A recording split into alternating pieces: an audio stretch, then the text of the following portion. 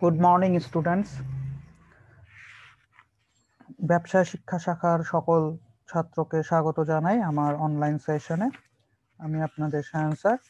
যথারীতি আজকে ম্যানেজমেন্টের প্রথম পত্রের নতুন একটি অনলাইন ক্লাস নিয়ে আপনাদের সাথে যুক্ত হলাম।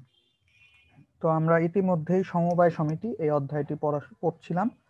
তার বিভিন্ন কিছু অংশ নিয়ে আমরা আলোচনা করেছি। বিগত 3টা লেকচার হয়েছে, আজকে 4র্থতম লেকচারটি যাবে। তো আজকে আমরা আলোচনা করব সমবায় সমিতির উপবিধি, সমবায় সমিতি আর্থসামাজিক উন্নয়নে কি ভূমিকা রাখে, বাংলাদেশ পল্লী উন্নয়ন একাডেমির অবদান, বাংলাদেশ সমবায় একাডেমির অবদান, এবং এরপর এই 4টা টপিক পড়ে আমরা কিছু বাড়ির কাজ আপনাদেরকে দিব। তো আমরা শুরুতে আলোচনা করব সমবায় উপবিধি, অর্থাৎ সমবায় সমিতি করতে যে দলিলটা লাগে, তো সেটাই আমরা আসলে উপবিধি নামে পরিচিত। অর্থাৎ যে দলিলের সমবায় সমিতির অভ্যন্তরীণ ও বাহ্যিক কার্যাবলী পরিচালনা ও নিয়ন্ত্রণ সংক্রান্ত নিয়ম কানুনগুলি উল্লেখ থাকবে, সেটাই হচ্ছে উপবিধি বা সমবায় সংগঠনের উপবিধি। তো উপবিধি বহির্ভূত কোনো কাজ সমবায় সমিতি করতে পারে না, এজন্য উপবিধিকে সমবায় সমিতির মূল দলিল বা গঠনতন্ত্র বলা হয়। অর্থাৎ আমরা যেটা বলেছিলাম যে সমবায় সমিতি তৈরি করতে যেই প্রক্রিয়াটা বা প্রক্রিয়ার মধ্যে যা যা জিনিস অন্তর্ভুক্ত থাকে সবগুলাই এই উপবিধির মধ্যে পড়ে। তো সমবায় সমিতির আইন ও নিয়মাবলী আলোকে যথেষ্ট সতর্কতার সাথে এই উপবিধিটা তৈরি করতে হয়। তো নিবন্ধনের আবেদন পত্রের সাথে খসড়া উপবিধি 2 কপি সংযুক্ত করতে হয়। অর্থাৎ আমি যখন সমবায় সমিতি গঠনের জন্য অনুমতি নিতে যাব গভর্নমেন্টের নিকট, তখন আমাকে এই উপবিধি 2 কপি যুক্ত করতে হবে। নিবন্ধক উপবিধিটা পরীক্ষা নিরীক্ষা করে সন্তুষ্ট হলে তারপরে সে স্বাক্ষর দিয়ে নিবন্ধিত করবে এবং 1 কপি তাদের কাছে রাখবে এবং আরেক কপি উদ্যোক্তা অর্থাৎ যারা করছে তাদেরকে ফেরত দিয়ে দিবে। বিষয়বস্তু: দেশে প্রচলিত সমবায় আইনে দৃষ্টি রেখে এবং প্রস্তাবিত সময় সংগঠন কার্যধারা প্রভৃতি উল্লেখ করে বা প্রতি লক্ষ্য রেখে উপবিধির বিষয়বস্তু স্থানান্তর করতে হয় বা নির্ধারণ করতে হয়। অর্থাৎ আমি যে ধরনের কাজ করব সেই আমার উদ্দেশ্য কি, সেই ধরনের বিষয়বস্তু, যেই ধরনের জিনিসগুলো নিয়েই আমার এই বিষয়বস্তুটা হইতে হবে। সমবায় সংগঠন উপবিধিতে অবশ্যই ক্রমিক নাম্বার, শিরোনাম ইত্যাদি থাকবে। তো প্রথমেই থাকবে কি কি জিনিস থাকে আমরা একটু এক নজরে দেখে ফেলাই। সমবায় সমিতির সম্পূর্ণ নাম, সংগঠনে একাধিক উদ্দেশ্য অর্জনের জন্য গঠিত হলে বহুমুখী, অর্থাৎ নামের শেষে বহুমুখী কথাটা থাকতে হবে। যেমন হোসেন বহুমুখী সমবায় সমিতি, ঠিক আছে, তার মানে বোঝা যাবে যে এটা অনেকগুলা কাজে। এবং শেয়ার দ্বারা যদি সীমাবদ্ধ থাকে সেই ক্ষেত্রে লিমিটেড শব্দটি থাকতে পারে। যেমন হোসেন বহুমুখী সমবায় সমিতি লিমিটেড যদি হয়, তার মানে শেয়ার দ্বারা সীমাবদ্ধ। আর যদি লেখা থাকে হোসেন বহুমুখী সমবায় সমিতি, তার মানে শেয়ার দ্বারা সীমাবদ্ধ না। নিবন্ধন: সংগঠনের নিবন্ধন নাম্বার ও তারিখ সেটা প্রদান করবে, কবে আমরা তৈরি করতে চাই নাম্বারটা ওই অফিস থেকেই দিবে। নিবন্ধন কার্যালয়, কোথায় আমরা এটার জন্য অ্যাপ্লাই করব সেটা। সংগঠনের উদ্দেশ্যের বর্ণনা বিস্তারিত লিখতে হবে, উদ্দেশ্য। কার্যকাল, সংগঠনটি কতদিনের জন্য চলবে, যদি এটা ডেট ফিক্স না থাকে তাহলে লিখতে হবে আজীবনের জন্য বা লং টাইম এভাবে। সদস্যদের যোগ্যতা, নির্বাচন পদ্ধতি, কি কি যোগ্যতায় থাকলে সদস্য হওয়া যাবে এবং সেই সদস্য নির্বাচন কিভাবে হবে সেটাও লিখিত থাকতে হবে। প্রত্যেকটা সদস্যদের দায়, অধিকার, কর্তব্য এগুলাও লিখতে হবে। সদস্যদের প্রত্যাহার অপসারণ, একটা সদস্য যদি বাদ দিতে হয় আমরা কিভাবে বাদ দিব সেই প্রক্রিয়াটা উল্লেখ থাকবে। সংগঠনের মূলধন সংগ্রহের পদ্ধতি, জিনিসগুলা লিপিবদ্ধ থাকবে। শেয়ার সংখ্যা, প্রতিটা শেয়ারের মূল্য, শেয়ার হস্তান্তর পদ্ধতি, কিভাবে আমরা একজনের থেকে আরেকজনের কাছে শেয়ারটা বিক্রি করব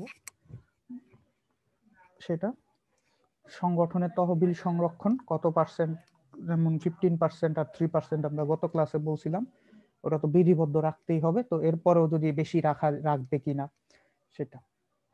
চাঁদাটা কিভাবে তারা দিবে, কোনো ব্যাংক হিসাব থাকবে কিনা, ব্যাংক হিসাব থাকলে সেই ব্যাংক হিসাবে ডিটেইল ইনফরমেশন লাগবে। পরিচালন গঠনের নিয়মাবলী, পরিচালক কিভাবে নির্বাচিত হবে, পরিচালকের মেয়াদ কতদিন, পরিচালকের দায়িত্ব, একটা সদস্য আর পরিচালকের মধ্যে, পরিচালক হলো যারা এটাকে চালাবে সংগঠনটা, সদস্য মানে হচ্ছে মেম্বার, যারা এই সংগঠনের সাথে থাকবে তারাই সদস্য, আর পরিচালনা হচ্ছে যারা এটাকে মূল মূল চালিকা শক্তি যারা দিবে। তো পরিচালক কিভাবে আমরা অপসারণ করব বা তাদের অবসর গ্রহণের পদ্ধতিটা কি হবে? সাধারণ সভা সংক্রান্ত নিয়মাবলী, সাধারণ সভায় কি থাকবে না থাকবে, সভায় ভোট গ্রহণ পদ্ধতি, পরিচালন পর্ষদের সভা সংক্রান্ত নিয়মাবলী, যদি অন্যান্য কোনো কর্মচারী থাকে তারা কিভাবে নিয়োগপ্রাপ্ত হবে সেটা, হিসাব রক্ষণ কিভাবে হবে, মুনাফা বন্টন কিভাবে হবে, যারা কেউ যদি চলে যেতে চায় তাদের কিভাবে পাওনা পরিশোধ করা হবে, বিরোধ নিষ্পত্তি, এখানে একটু বানানটা ভুল আসছে, নিষ্পত্তি, হ্যাঁ, ঋণ গ্রহণ বা ঋণ দান, কিভাবে আমরা এখান থেকে কাউকে ঋণ দিব কিনা, সদস্যদের কোনো ঋণ দেওয়ার ব্যবস্থা থাকবে কিনা সেটাও লেখা থাকবে, এবং সর্বশেষ এটা নিষ্পত্তি অর্থাৎ বিরোধ যদি দেখা দেয় কোনো, সেটা আমরা কিভাবে সলভ করব। অর্থাৎ এই মূলত এই কয়টা বিষয়, অর্থাৎ এখানে মোটামুটি 27টা বিষয় আছে, এই 27টা বিষয় আমাদের উপবিধির মধ্যে থাকতে হবে, এবং 27টা বিষয় থাকলে পরে আমরা সেটা গিয়ে অ্যাপ্লাই করব। তারপরে সেটা যদি পরীক্ষা নিরীক্ষা করার পর যদি ঠিক থাকে তাহলে আমি আমার সংগঠন চালাইতে পারবো। অর্থাৎ ঠিক কোম্পানি তো আমরা যেমন স্মারকলিপি সংঘবিধি দেখেছিলাম, এখানে হচ্ছে সমবায় সমিতি উপবিধি, মোটামুটি একই ধরনের জিনিস। তো এখন আমরা দেখব আমাদের অর্থনীতিতে এর অবদান, এটা মোটামুটি আমাদের গুরুত্বের সাথে অনেকটা মিলে যাবে। প্রথমত হলো স্বনির্ভরতা অর্জন। আমরা যদি একটা সমবায় সমিতি মেনটেন করতে পারি তাহলে আমরা সেলফ ডিপেন্ডেন্ট হব, রাইট? নিজেরাই নিজেদের মতো করে কাজ করব, নিজেরাই নিজেদের অভ্যাস কাজ করার একটা ইস্পাহা জাগবে, ঠিক আছে? আমরা নিজের জন্য খাটবো, চাকরি করলে একজন অন্যের জন্য খাটা, তাই না? আর সমবায় হচ্ছে নিজের মনে করে, কারণ নিজের উন্নতি। তো সদস্যরা তাদের ক্ষুদ্র ক্ষুদ্র সঞ্চয় নিয়ে একটা বড় অংশ নিয়ে গড়ে তোলে, ও প্রত্যেকেরই একটা কল্যাণের উদ্দেশ্যে, তাই না? আমরা সমবায় সমিতি শুরু থেকেই বলছি, তো প্রত্যেকের মধ্যে একটা স্বনির্ভরতা অর্জন হবে, তারা ডিপেন্ডেন্ট আর থাকবে না। অর্থনৈতিক উন্নয়ন, তো সমবায় সমিতি গঠনের আরেকটা উদ্দেশ্য ছিল যে সমগোত্রীয় লোকদের আর্থিক অবস্থার উন্নতি। তো আমাদের দেশেও এটা অনেক উন্নতি করতেছে, যেমন গ্রামের লোকজন কয়েকটা গ্রুপ একসাথে হয়ে সমবায় সমিতি গঠন করে তারা কিন্তু তাদের জীবিকা নির্বাহ করতেছে বেশি পরিমাণে আগের তুলনায়। তো এই সুবিধা। তারপর নৈতিকতার উন্নয়ন, সমবায় সমিতিতে আমরা দেখেছিলাম নীতি অনেক ঐক্য থাকতে হবে, সততা থাকতে হবে, সহযোগিতা বোধ থাকবে ইত্যাদি শিক্ষা কিন্তু আমরা ওইখানে কাজ করতে করতে যার মধ্যে নাইও তার মধ্যেও গড়ে ওঠে। তো আমাদের নৈতিক চরিত্র, মানসিক চরিত্র গঠনে একটা ভূমিকা রাখে সমবায় সমিতি। নেতৃত্ব ও দক্ষতা, তো সমবায় সমিতির থেকেই আমরা একটু আগে দেখছি যে অনেক সদস্য থেকেই পরিচালক হয়, পরিচালক নির্বাচন প্রক্রিয়া থাকে। তো অনেক যোগ্য লোক কিন্তু সেখানে কাজ করতে করতে আজকে হয়তো তার নেতৃত্ব দেওয়ার ক্ষমতা নাই, বাট কাজ করতে করতে 2 বছর 3 বছর পর সে জ্ঞান অর্জন করতে পারে, তার দক্ষতা বাড়াইতে পারে এবং নেতৃত্বের কৌশলগুলি সে আয়ত্ত করে সেও কিন্তু একসময় ওই পরিচালক হওয়ার সুযোগ পায়। তো আস্তে আস্তে সে তার নিজেকে সেলফ ডেভেলপমেন্টটা সম্ভব। সম্পদের সুষম বন্টন, তো সমবায় সমিতি বা সমবায় সমিতিতে যেই সম্পদগুলাই ব্যবহৃত হয় সাধারণত অল্প পুঁজির লোকজনগুলা ছোট ছোট করে তাদের সম্পদগুলা দেয়। তো এই সম্পদের যথাযথ ব্যবহার হয়, তাতে জীবনযাত্রার মান উন্নয়ন ঘটে। তো আস্তে আস্তে নিম্ন এবং উচ্চবিত্তর মধ্যে ব্যবধান কমতে থাকে, কারণ তারা তাদের যারই যতটুকু অ্যামাউন্ট জমছে বা যার যা কিছু আছে সেটা নিয়েই শুরু করে, তাই না? সেটাই সবাই আয়না সেখানে দেয়, সেখানে আস্তে আস্তে সবারটা মিলে বড় আকার হয় এবং তারা সেটা সুষ্ঠু ব্যবহার করতে পারে। মধ্যস্থ ব্যবসায়ী হ্রাস, আমরা কতদিন দেখছি উৎপাদক ভোক্তা সমবায় সমিতি বা এই দুইটার মধ্যে যে মধ্যস্থ ব্যবসায়ীদের দৌরত্ব বা মধ্যস্থ ব্যবসায়ীদের যেই খরচটা সেটা আমরা কমায় ফেলতে পারি। তো তাদেরকে আমার রাখতে হয় না, তাও আমি ন্যায্য মূল্যে পণ্য পাচ্ছিলাম, উৎপাদনের ক্ষেত্রেও আমি ন্যায্য মূল্যে আমি কাঁচামাল পাচ্ছিলাম। তো এইভাবে আমাদের মধ্যস্থ ব্যবসায়ীদের দৌরত্ব আমাদের এখানে অনেক কমে যাচ্ছে সমবায় সমিতির ফলে। একচেটিয়া ব্যবসা দূর, সমবায় সমিতি ক্ষুদ্র ক্ষুদ্র মূলধন একত্রিত হয়ে ব্যবসা হয়। তো তাহলে কি হয় যে বড় কোম্পানি, ধরেন আমার একটা ছোট ছোট এরকম 4টা 5টা প্রতিষ্ঠান আছে যারা ধরেন এই বুটিক আইটেম তৈরি করে, মানে বুটিক, ছোট ছোট বুটিক হাউস, ঠিক আছে? তো আর ধরেন একটা বড় কোম্পানি, ঠিক আছে, ফ্যাশন হাউস বড়, তো তারা কি করতে পারে, যদি বুটিক গুলা যদি কম টাকায় বা ওদের যদি কোনো ইয়া না থাকে, ওরা যদি ইনোভেশন না আনতে পারে তাহলে কিন্তু ওই বড় কম্পোনেন্টটাই খালি চলে, ছোট ছোট বুটিক গুলা চলতে পারবে না। তো ওই বুটিক 3-4টা বুটিকের মালিক যদি একসাথে হয়ে একটা সমবায় করে, তাহলে তাদের কি 4টা বুটিকের থেকে একটা বুটিক হচ্ছে একটু বড়। তো ওই বড় কোম্পানিটার জন্য কিন্তু তারা একটা কম্পিটিশন ক্রিয়েট করতে পারবে। তাহলে একচেটিয়া ব্যবসা করা বা বড় কোম্পানিগুলা যে সবই তার দখলে, সেটা হবে না। তারপরে দারিদ্রতা বিমোচন, দারিদ্রতা কমে যায়, কারণ ওরা অল্প ইনকামের লোকজনগুলাই, ছোট ছোট ক্ষুদ্র কুটির শিল্পের লোকজনগুলাই মিলে সমবায় সমিতি করে। তো তাদের দারিদ্র কমে যায়, তারা ওই যে মহাজনদের থেকে ঋণ নেওয়া, ব্যাংক থেকে ঋণ নেওয়া, এগুলা কমে যায়, তাদের দারিদ্রতা কমে যায়। জীবনযাত্রার মান উন্নয়ন, যেটা আমরা প্রথমগুলা যদি চিন্তা করি যে অল্প অর্থ নিয়ে কাজ করতেছে, নতুন নতুন কর্মসংস্থানের সৃষ্টি হচ্ছে, তো এই সব কিছু মিলায়া দেখা যাবে তাদের জীবনযাত্রার মানের উন্নয়ন ঘটবে, বেশ ভালো, তাদের লাইফস্টাইলটাও চেঞ্জ হয়েছে। সামাজিক উন্নয়ন, তো সমবায় সমিতি আর্থিক কল্যাণের সাথে সাথে বিভিন্ন সময় তারা কিন্তু অনেক সময় দেখবেন ছোট ছোট রাস্তাঘাট, তাদের আশেপাশের রাস্তাঘাটগুলো, তাদের আশেপাশের পানির লাইন, আশেপাশে তাদের শিক্ষা ব্যবস্থা, স্বাস্থ্য ব্যবস্থার জন্য তারা ফ্রি ট্রিটমেন্ট করে, অথবা ফ্রি এডুকেশন, অথবা মানে ফ্রিতে ক্লাস 1-2 বাচ্চাদের পড়াচ্ছে গ্রামের। তো ফ্রি শিক্ষা এগুলা সমবায় সমিতি নিজেরাই করে, তাদের ছেলে মেয়েরা ওই স্কুলটাতে পড়ে, অথবা একটা তাদের একটা ধরেন টিকাদান কর্মসূচি করতে পারে। ঠিক আছে, তো এই ধরনের সামাজিক উন্নয়নমূলক কাজেও তারা অবদান রাখে। আমাদের দেশে অনেক গ্রামে ট্রামে দেখবেন এরকম ছোট ছোট সমবায় সমিতি আছে, যারা বাড়িতে বাড়িতে গিয়েও ওই যে বাচ্চাদের টিকা দিচ্ছে, বা বিভিন্ন ধরনের এই যে যাদের প্রেগনেন্ট মহিলা, তাদেরকে বিভিন্ন সুযোগ সুবিধা বা তাদেরকে পরামর্শ, এগুলো ধরনের তারা বিভিন্ন সুবিধা দেয়, যে এটা ছোট বাচ্চা হতে হলে কি কি করতে হবে, কি ধরনের পরামর্শ দেয়। তো এইগুলো সুবিধা সামাজিক উন্নয়নের ক্ষেত্রে রাখে। তো আমরা এখন দেখবো যে বাংলাদেশে মোটামুটি 2টা বড় প্রতিষ্ঠান সমবায় আছে যারা কি করে, যেমন বাংলাদেশ পল্লী উন্নয়ন একাডেমি অবদান, ওরা কি অবদান রাখছে আমাদের দেশে, একটা উদাহরণ আর কি। তো বাংলাদেশ পল্লী উন্নয়ন একাডেমি কুমিল্লাতে, এটা গ্রামীণ উন্নয়নের জন্য আন্তর্জাতিকভাবেই স্বীকৃত একটি প্রতিষ্ঠান। 1959 সালে এটা প্রতিষ্ঠিত হয়। সমাজের প্রখ্যাত বিজ্ঞানী ডক্টর আক্তার হামিদ খান এটি প্রতিষ্ঠা করেন।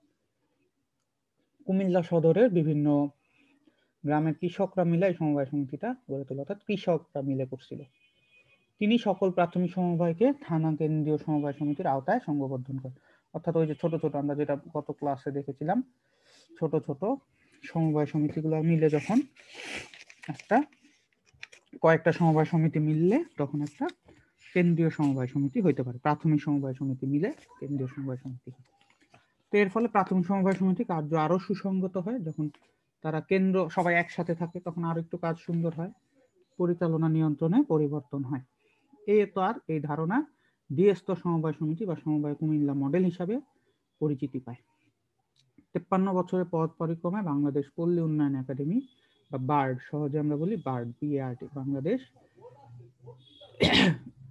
পল্লী উন্নয়ন, এটা বাংলাদেশ, এটাকে যদি আমরা শর্টে বলি activities and contribution BARD, Bangladesh Academy for Rural Development, Bangladesh Academy for Rural Development শিক্ষা, গবেষণা ও গ্রামীণ উন্নয়নে বিভিন্ন পথপ্রতীক হিসাবে প্রতিষ্ঠিত। তো তারা নিম্নলিখিত কাজগুলো করে: গ্রামীণ উন্নয়ন, অন্যান্য বিষয়ে গবেষণা পরিচালনা, এটা গ্রামের উন্নয়ন করা, তারা এগুলো নিয়ে গবেষণা করে।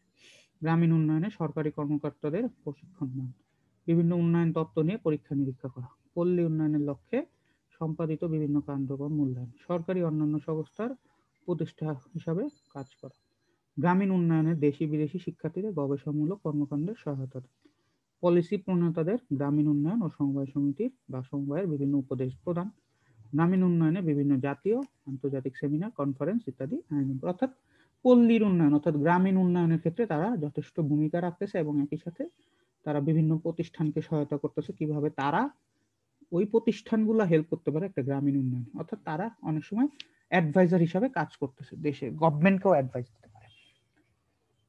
তো এরকমই আরেকটা আমরা বলতে পারি বাংলাদেশ সমবায় একাডেমি।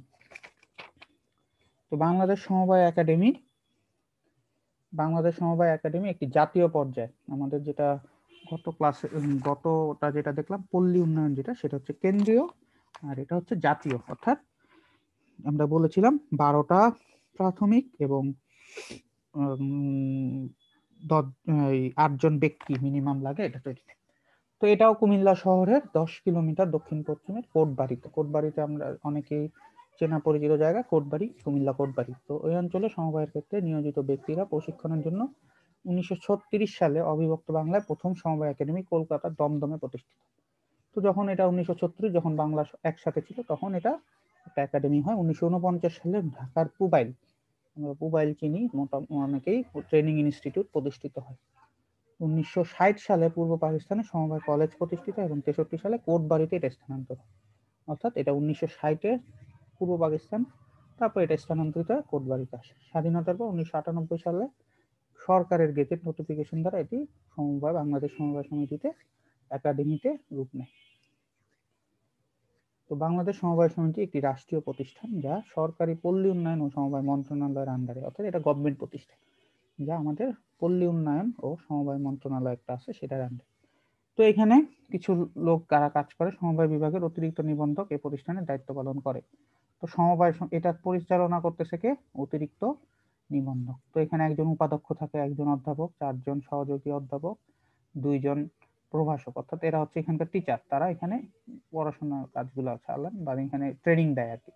গবেষণা কর্মকর্তা, গবেষণা সহকারী, পরিসংখ্যানবিদ, প্রশাসনিক কর্মকর্তা, হোস্টেল তত্ত্বাবধায়ক, শরীরচর্চা শিক্ষক, প্রোটোকল কর্মকর্তা, হিসাব রক্ষক ও কর্মচারী 31 জন সহ মোট 44 জন ব্যক্তি এই প্রতিষ্ঠানে কর্মরত আছে। এটা হয়তো কিছুদিন আগের ইনফরমেশন হইতে পারে, তো এটা বই অনুযায়ী এই ইনফরমেশনটা। তো 44, এখানে একটু বেশি কম এখন বর্তমানে হইলেও হইতে পারে, এটা বই ইনফরমেশন। তো আমরা যদি এখান থেকে নৈবিত্তিক প্রশ্ন হয় তো আমরা এইগুলাই লিখবো, ঠিক আছে।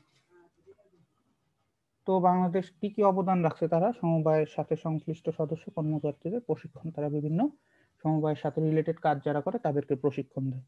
সদ্য নিয়োগপ্রাপ্ত বিসিএস সমবায় ক্যাডারের কর্মকর্তাদের প্রশিক্ষণ, যারা বিসিএস পাস করে বের হয়েছে তাদেরকে প্রশিক্ষণ দেয়। নন গেজেটেড অফিসারদের সমবায় বিষয়ে প্রশিক্ষণ দেওয়া, যারা বিসিএস পাস করে গেজেটেড, এখনো গেজেট পায় নাই বা গভর্নমেন্ট পায় নাই, সার্কুলারে জয়েন করে নাই, তাদেরকেও দেয়। পেশাগত মান উন্নয়ন, অর্থাৎ প্রশিক্ষণমূলক কাজগুলো তারা করতেছে, বিভিন্ন গবেষণা তারা চালায় উন্নয়নের জন্য। তারা বিভিন্ন প্রতিষ্ঠানের বিভিন্ন তথ্য তুলে ধরে প্রকাশনা ও সমবায় প্রকাশ করে, অর্থাৎ বাংলাদেশের সমবায়ের অবস্থা কি সেই বিষয়গুলো তারা একটা ম্যাগাজিন আকারে প্রকাশ করে। সমবায় সমিতি সংশ্লিষ্ট বিভিন্ন কোনো প্রতিষ্ঠান যদি এই রিলেটেড প্রশিক্ষণ দেয়, সেখানে তারা গিয়ে সেমিনার আয়োজন করে প্রশিক্ষণ দেয়। এছাড়াও তারা বিভিন্ন দেশীয় এবং আন্তর্জাতিক কনফারেন্সে যোগদান করে। তো এই ইনফরমেশনগুলো আমি আমাদের ওয়েবসাইট, ওদের যে ওয়েবসাইটটা আছে সেখান থেকে আমি আপনাদের জন্য এখানে নিয়ে আসছি। তো আজকের আলোচনা আমরা এখানে শেষ করব। তো সমবায়ের দলিলকে, আমাদের গঠনতন্ত্র কেন, কোন দলিলকে বলা হচ্ছে, আমরা বলেছি সমবায় উপবিধি, তো কেন বলা হয় সেটা নিয়ে আপনারা কথা বলবেন। এবং একচেটিয়া ব্যবসা দূর ও দক্ষতা ও নেতৃত্বের বিকাশ, এটা আমাদের ছিল যে আমাদের বাংলাদেশের এর অবদান এখানে আমরা আলোচনা করেছি। তো এটা নিয়েও আপনারা কিছু কথা বলবেন। তো মূলত আমাদের এই দুইটা কোশ্চেন আপনারা লিখবেন, লিখে আমাকে কমেন্টসের মাধ্যমে। ইতিমধ্যে আপনারা নতুন রুটিন দেখেছেন যে 20 তারিখ পর্যন্ত ক্লাস হবে।